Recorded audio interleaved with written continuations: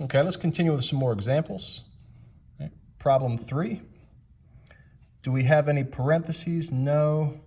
Do we have any exponents? Yes. Oh, wait a minute, but I see double signs right here. Let's go ahead and take care of those double signs first.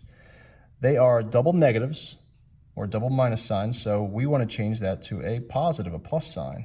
So negative 64 divided by 2 to the third power plus 10. Okay, so now we go ahead and follow the order of operations. No parentheses. We do have an exponent, okay? 2 to the third power. That means 2 times 2 times 2, and that equals 8.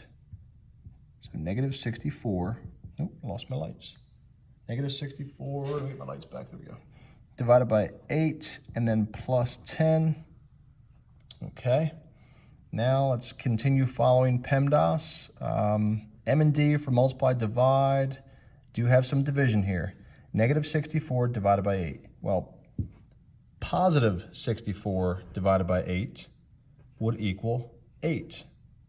Therefore, negative 64 divided by 8 would equal negative 8.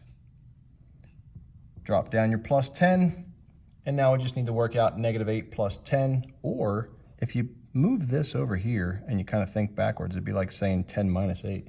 Negative 8 plus 10 is really the same thing as positive 10 minus 8, and that equals 2. Problem 4, parentheses. In fact, inside the parentheses, we have double signs. They are mixed, so therefore we should change it to a minus sign,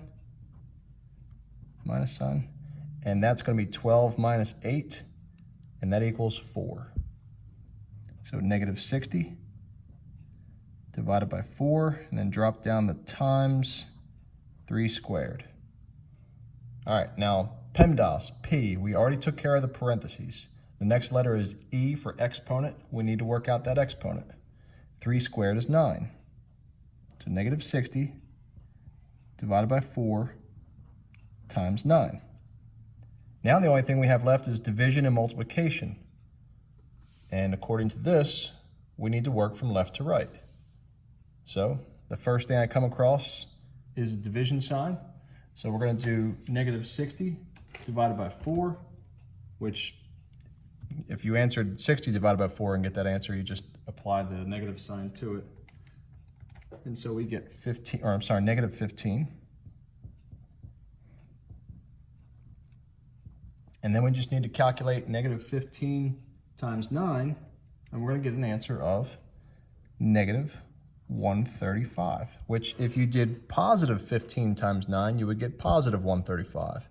And since this is negative, you just apply a negative sign to the answer.